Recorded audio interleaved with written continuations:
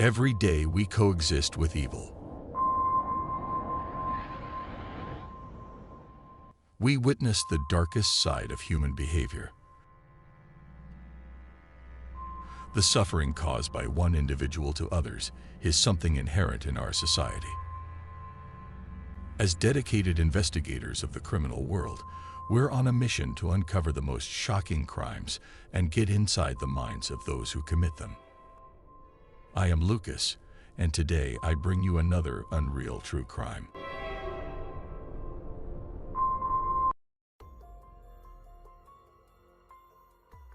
The case of Morgan Chantel Nick.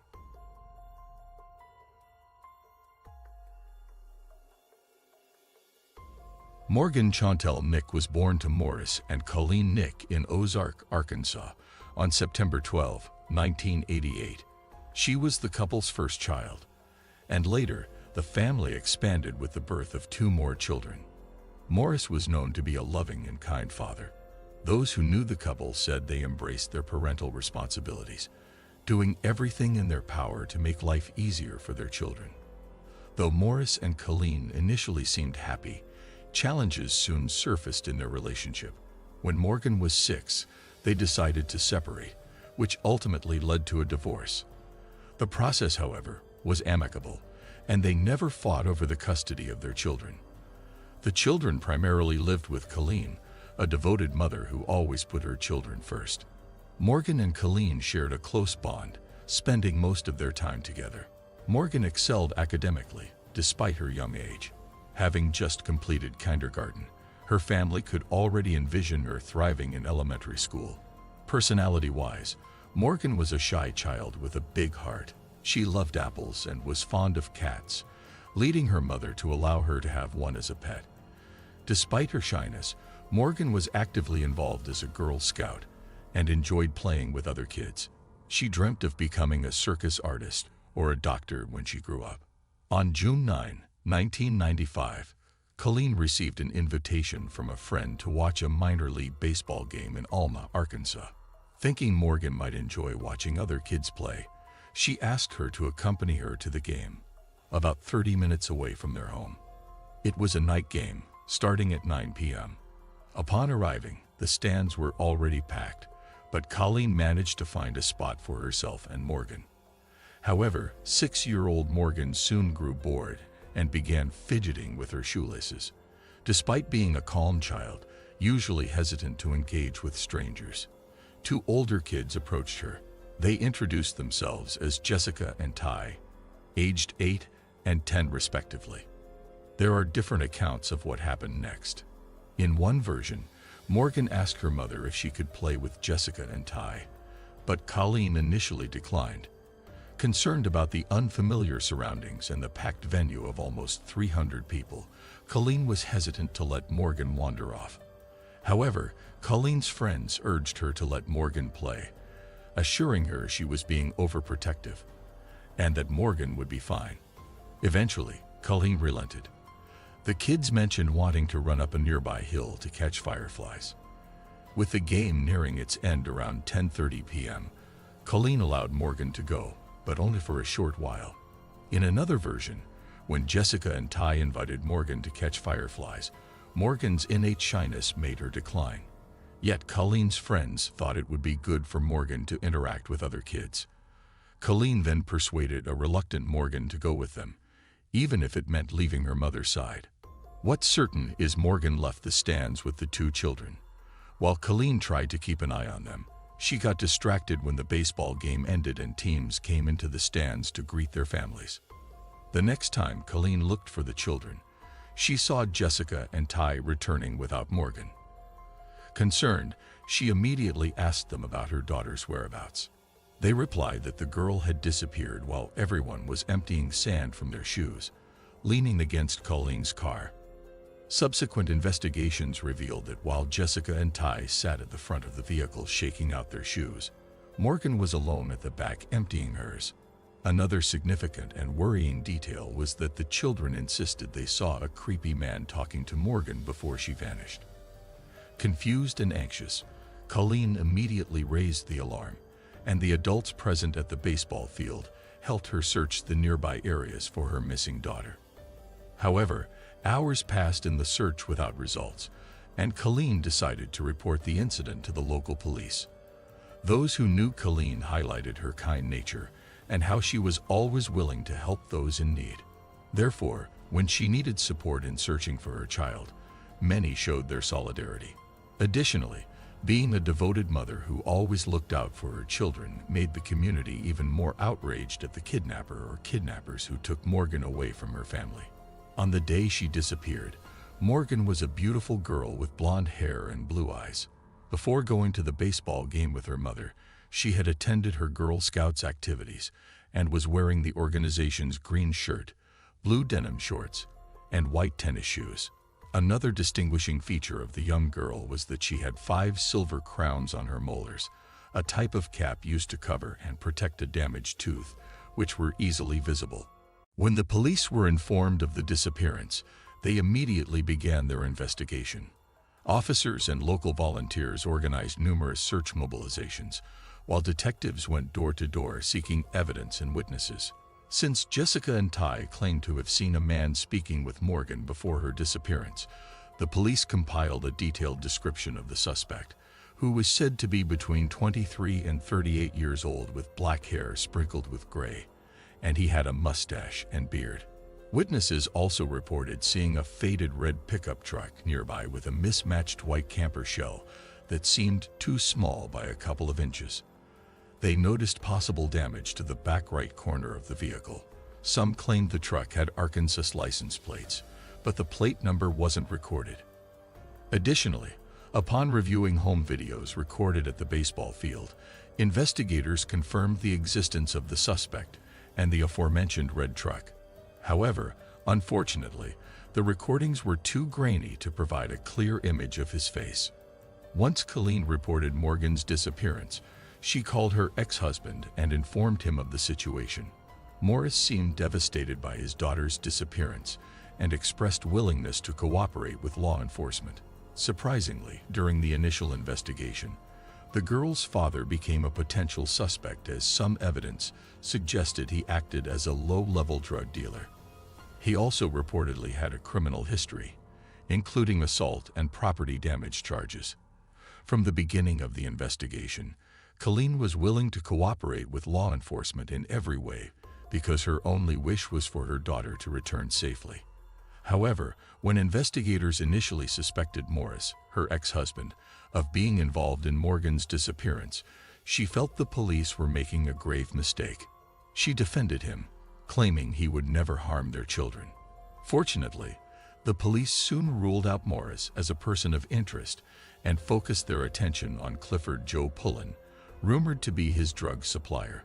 This individual had a criminal record, and in addition to being arrested for marijuana possession, he had also been charged with first-degree rape of a minor in 1995, suggesting he might be capable of kidnapping.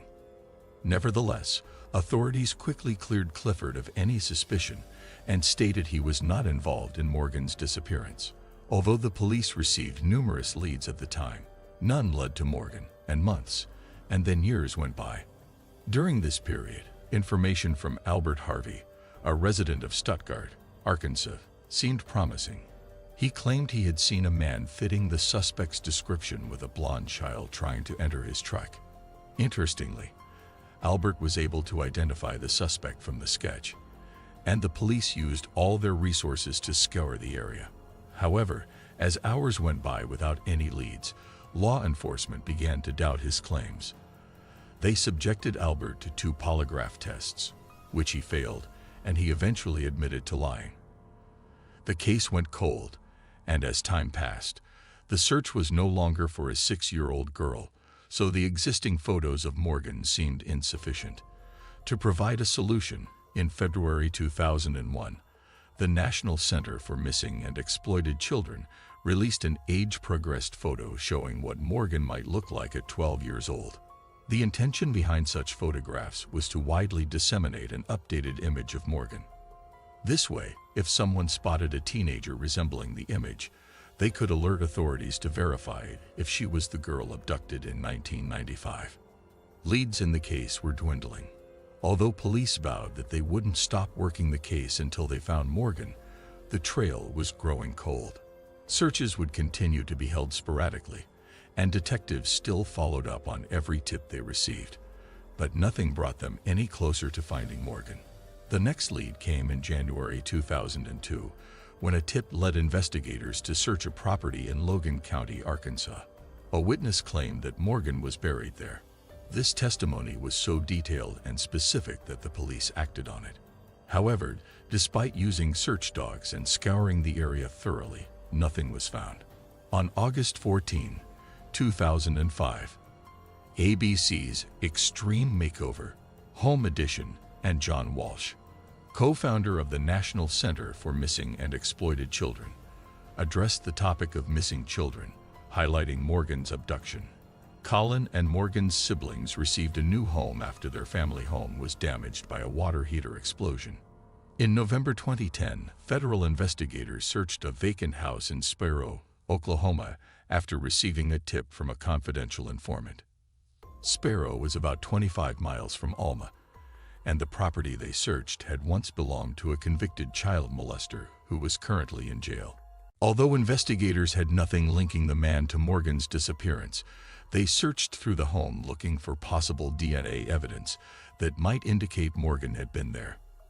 Unfortunately, they didn't uncover anything related to the case.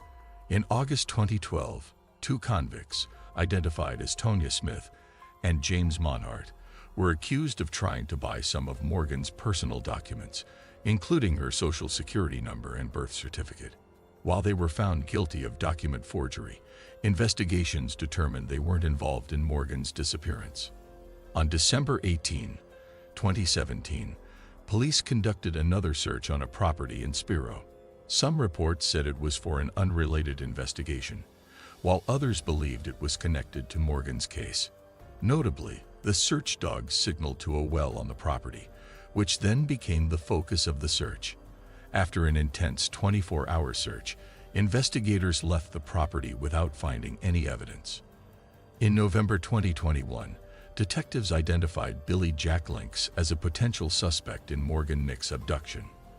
An Arkansas resident, Billy was a registered sex offender who had been in and out of prison since 1992. Reports suggest he had a typical upbringing, with no apparent signs of deviance. He served in the U.S. Army during World War and later worked for an airline in Dallas before returning to Arkansas. Despite seemingly staying out of trouble, he was arrested and charged with sexual offenses in 1992. 2 months after Morgan's 1995 disappearance, Billy attempted to kidnap an 11-year-old girl only 8 miles from where Morgan vanished. Witnesses reported he drove a red pickup truck, aligning with descriptions from Morgan's case. A week after Billy's arrest, investigators searched his truck, finding hair, fibers, a mesh sheet, rope, a tarp, insulation tape, and blood on one of the seats. The samples were stored for future analysis, but it's unclear if they were tested then. Shortly after his arrest, Arkansas State Police and the FBI tried to question him about Morgan's case, but he invoked his right to an attorney and refused to talk. Regarding the 11-year-old he tried to kidnap, Billy proclaimed his innocence, but he was convicted of sexual solicitation and sentenced to 6 years in prison in 1995. Billy remained behind bars until his sudden illness and death on August 5, 2000. In 2021, a news channel aired a documentary titled Still Missing Morgan. Arkansas police mentioned they were still seeking information about the red truck with an attached white cabin. The documentary led to over 200 new tips, but none have resolved the case. The revelation about Billy Jack Links was the last major update, but Morgan's disappearance remains an active investigation, with the police continuously receiving tips. Meanwhile, Colleen pleads with law enforcement to follow every lead, refusing to rest until his daughter is found, hoping for her safe return. This case has profoundly impacted Arkansas and even influenced the naming of the Amber Alert. The Amber Alert system began in 1996 after the disappearance of Amber Hagerman in Arlington, Texas. Amber is an acronym for America's Missing Broadcast Emergency Response, managed under the Department of Justice. The Morgan Nick Amber Alert is Arkansas's name for the program designed to alert the public when a child goes missing. This program is a joint effort between local law enforcement, media outlets, and civic groups to raise awareness about potential abductions, thereby increasing the chances of locating the missing child. Activating the Morgan Nick Alert involves the participation of all Arkansas law enforcement agencies, along with more than 250 local radio stations, TV networks, and other media outlets. This information is quickly disseminated to all parties, enabling them to broadcast details about a possible abduction widely. As of 2023, the case remains unsolved. Since Morgan's disappearance in 1995, her father, Morris, has opted for privacy, preferring not to discuss his daughter's case publicly. In contrast, Morgan's mother, Colleen, is vocal about her ongoing efforts to bring Morgan home. Colleen lives in Alma, Arkansas, where she runs the Morgan Nick Foundation, assisting families dealing with abductions or missing persons. Beyond advocating for these families, Colleen spreads awareness about daily dangers faced by children and offers detailed resources to help parents and teachers understand online safety basics and parental control apps. Despite extensive investigations that have yielded thousands of leads, there is still no concrete information on Morgan's whereabouts. The FBI and local communities have offered a reward of $60,000 for information leading to the recovery of Morgan Nick and the identification, arrest, and conviction of those responsible for her kidnapping.